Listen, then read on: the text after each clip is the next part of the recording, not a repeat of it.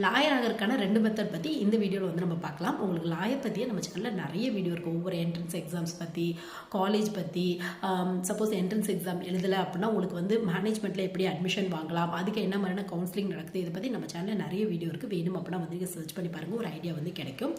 Lawyer ஆகிறதுக்கு மொத்தம் 2 method இருக்குது. ஒன்று +2 முடிச்சுட்டு டேரெக்டாக வந்து ட்ரை பண்ணலாம். இதுக்கு +2ல் எந்த குரூப் வேணாலும் எடுத்துக்கலாம். ஏன்னா இது நிறைய ஸ்டூடெண்ட்ஸோட ஒரு கொஸ்டினாக இருக்குது. பியூர் சயின்ஸ் எடுத்துக்கலாம், நீங்கள் மேக்ஸ் ரெலவெண்ட்டான குரூப், ஆர்ட்ஸு, காமர்ஸு, கம்ப்யூட்டர் ரெலவெண்ட்டான ஏதாவது ஒரு குரூப் வந்து நீங்கள் கம்ப்ளீட் பண்ணியிருக்கணும். ஒரு மினிமம் ஒரு 45%க்கு மேலே இருந்தாவே போதும் வந்து பார்த்தோம் அப்படின்னா உங்களுக்கு.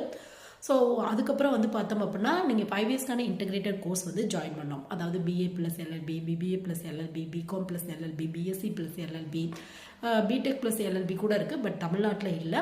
ஸோ இந்த மாதிரியான கோர்ஸ் வந்து நீங்கள் சூஸ் பண்ணிக்கலாம். அப்போ வந்து நீங்கள் +2 முடிச்சுட்டு படிச்சிங்க அப்படின்னா 5 இயர்ஸ்க்கான இன்டெகிரேட்டட் கோர்ஸ் அப்படின்னு வந்து சொல்லுவாங்க.